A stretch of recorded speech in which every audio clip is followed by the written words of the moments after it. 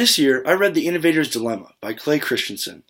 This book is an insightful dissection of a baffling problem in today's marketplace. How do market industry leaders fail to see these trends of new technology and fall victim to this power of disruptive innovation? The answer is usually these companies aren't blind to these new technologies. Most market leaders see and develop these new technologies before any entrant firm has the chance. However, they see this strategy of cannibalizing their existing market and customer base with a new, unproven technology that their customers may or may not want as an unproductive idea, which is logical. All these practices that make these people good managers, hitting your numbers, hitting deadlines, delivering predictable results, are all the very practices that leave them vulnerable to disruptive innovation.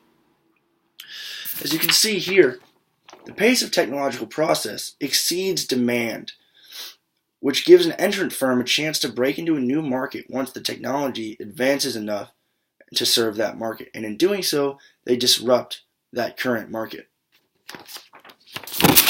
So it all comes down to a company's value network. This is a set of connections within an organization that defines the purpose and design of the company.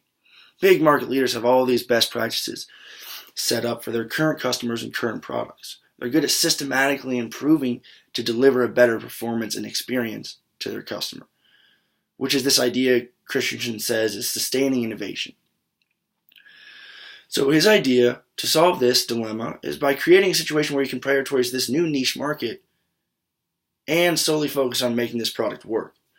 And he does that by either acquiring a company or founding a company where you can have that mindset in it, as well as keeping the profits rolling in.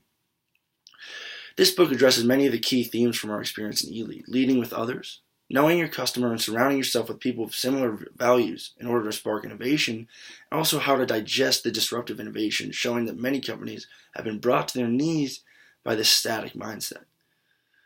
Also, with leading technology and innovation, this entire idea of how to lead through the jumbled mess of disruptive innovation and how these new technologies can often be lost on the shelf at these incumbent firms, and you just need the right environment for them to prosper. Also, with guiding change, how to successfully capture this idea of innovation, then alter the way you act in order to benefit from something that a lot of people fail to see. How to change the way you act to foster growth, and then solving problems. The essence of this book is this innovator's dilemma faced by all companies at one point or another. It gives us a tour of how to look at a problem from a different angle and use a different mindset to attack the problem. What resonated with me is this idea of a value network and how this value network defines how you measure success and failures. You need to make sure you have a relevant value network in order to actually succeed. And this idea of an inflection point on a technological S-curve being the ideal spot to jump off into the emerging technology. Seems counterintuitive while there's still a market for this old technology, but he explained the idea of innovation window, where the old tech is still growing and the new tech is just starting. And that's your opportunity. I disagreed with a couple things that Christensen talked about. This idea of sustaining innovation. I don't agree with it being called innovation, as I don't think the process of constant improvement should be defined as innovation.